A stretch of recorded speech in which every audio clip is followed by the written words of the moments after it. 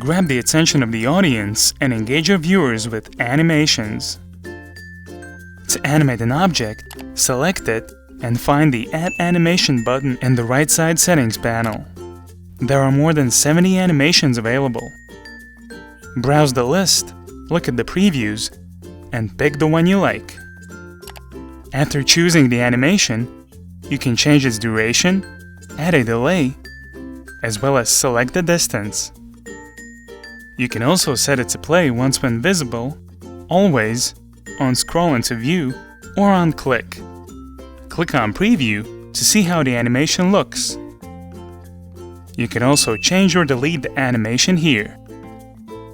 A list with all animations can be accessed by clicking on the Animation Overview button in the right side settings panel. Try adding animations to your content and make your project stand out.